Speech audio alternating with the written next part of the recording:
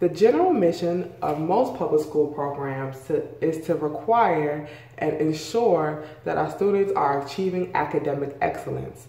But along with that is to make sure our students are productive, competitive, and responsible college or career-ready citizens. However, how can we ensure that if we don't know that our students are getting multidisciplinary, cross-cultural, and instructional practices and skills while they're in class? Now I have you thinking. Psychology is one of those disciplines. Psychology covers all of those topics and more.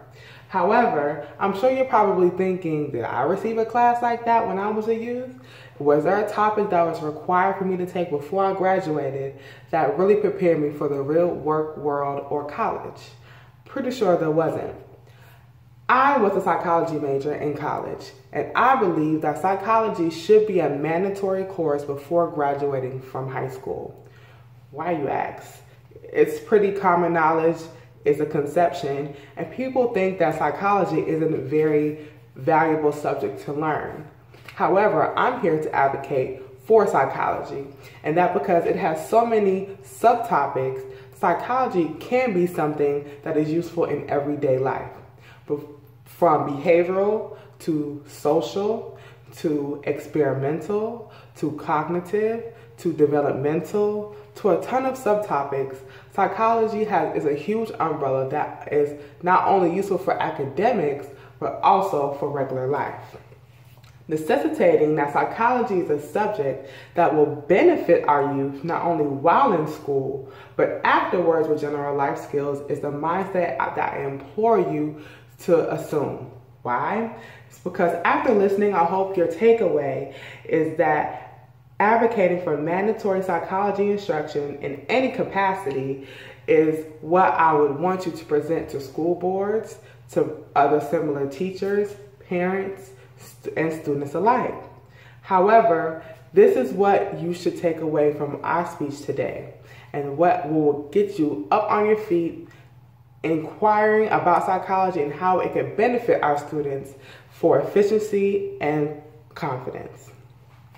Studies conducted in an article by Timothy Wilson and Nicholas R. Butterick at the University of Virginia titled New Directions in Social Psychological Interventions to Improve Academic Achievement states that children's mindsets about intelligence are developed at an early age and are molded at least in part by teachers' instructional practices, which also includes rearing and probably your social environment.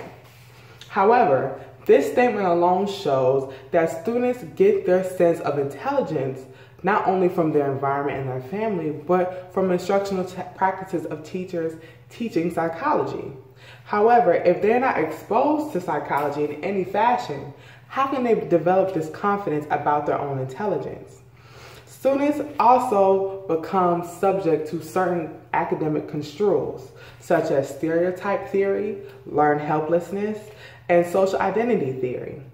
All of these can severely increase the time taken to overcome these constraints. And students can begin to exhibit signs of attribution theory, which is blaming certain external or internal threats to the reason why they might have failed or maybe enduring something.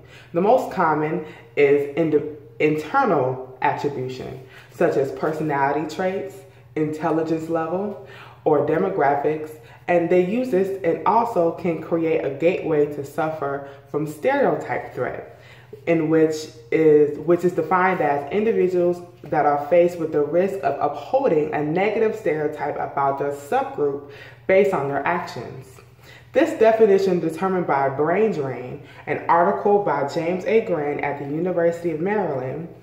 However, if a child learned about self-construal theory, and that has been defined as an account of how psychological distance influences individuals' thoughts and behaviors, our students will know that stereotype is nothing more than just stereotype theory is nothing more than just a theory.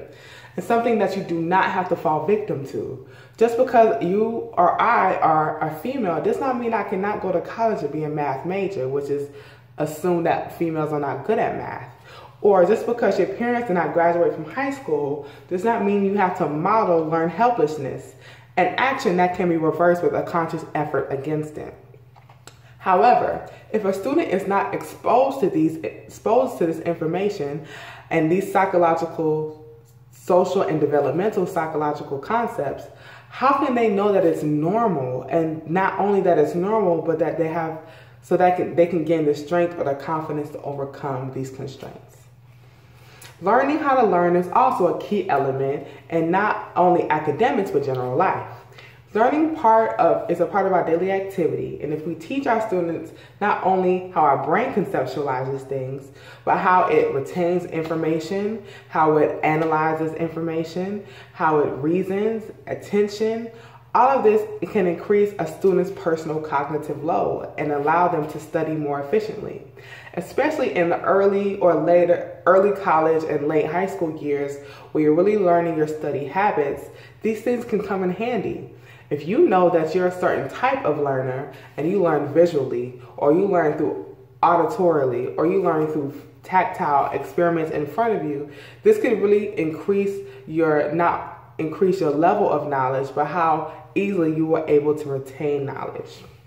Cognitive psychology knowledge can also become useful when students encounter failure.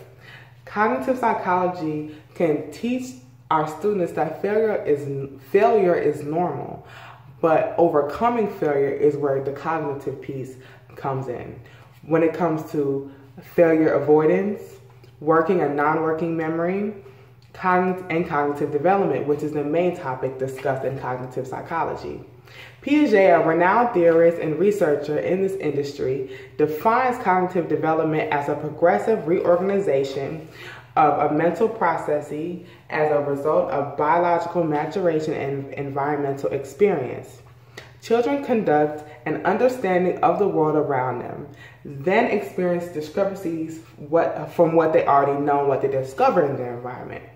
With that, in accordance to this is from the Simple Psychology site by Saul McLeod in 2009. This genre of information of psychology can not only create a thinking mind, but create one that is ready to learn.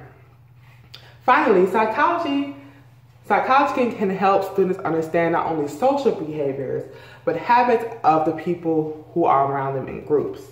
In high school, you have different groups and hierarchies, such as the jocks, the cheerleaders, the band geeks, the pretty girls. All those come in handy when it comes to behavioral psychology. And everyone has an insecurity when it comes to that, whether you're fitting in or you're not. Behavioral psychology can get you to understand conformity, and it can get you to understand how people move in groups. Especially as a struggling high schooler, this perspective can really give you solidarity. A common experiment studied in behavioral psychology is a Stanford prison experiment by Professor Philip Zimbardo, in which regular students were given roles in the prison environment. And they assumed these roles so much and fused them so much with their personalities that violence actually occurred and the study had to be shut down. This alone shows, in quote, that humans are highly adaptable to the environment and will conform for survival and pleasure. This is via the prisonexperiment.org. I wish I could elaborate on psychology all day and how it can increase our students' efficiency in the school, workforce, or just in life. This psychology is such a multidisciplinary discipline that I really advocate for it to be required in our school systems before a student graduates. With this knowledge, I urge you to be intrigued, to do your own research, to go to the school boards, to go to your coworkers, to go to parents, and to get them to not only think, but think critically, and to know that psychology is something that needs to be in our school systems to get our students to think the same way. Thank you.